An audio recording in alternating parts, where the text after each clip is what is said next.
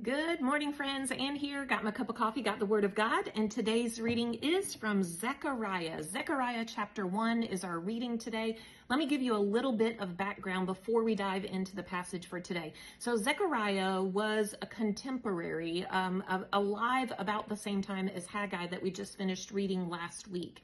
And remember that Haggai called the people to rebuild God's temple. They were doing that work, and here is kind of in the same area of time that Zechariah was prophesying words from the Lord.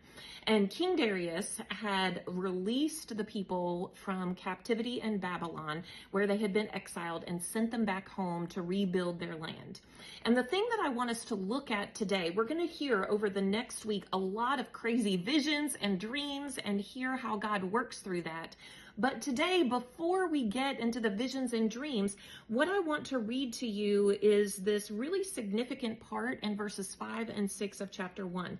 It says this: "Where are your ancestors now?" This is the Lord talking.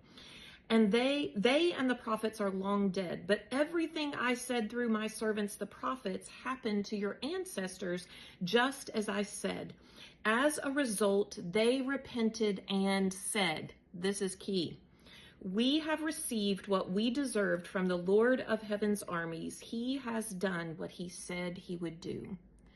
Friends, here's what was going on, is that the nation of Israel was unrepentant for the sins that they had done. And so God let them go into exile. He allowed Babylon to take them into exile. And friends, instead of fighting against God's judgment on the nation of Israel, they actually embraced it. And they actually accepted it. And they took responsibility for the fact that God had only given them this judgment because they deserved it. Let me read that part again. That is the answer to what they said.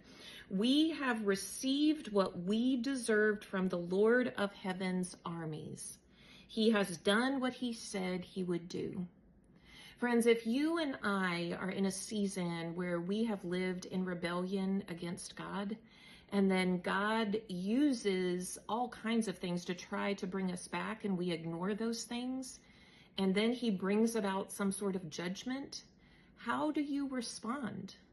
Do you continue to fight against God? Do you continue to say, "God, that's not fair. I don't deserve that.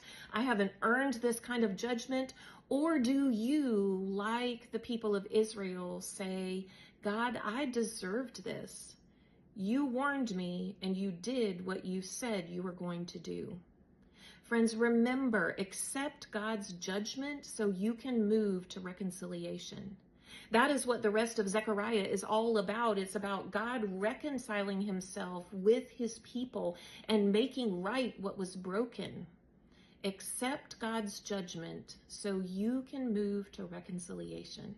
Have a good day.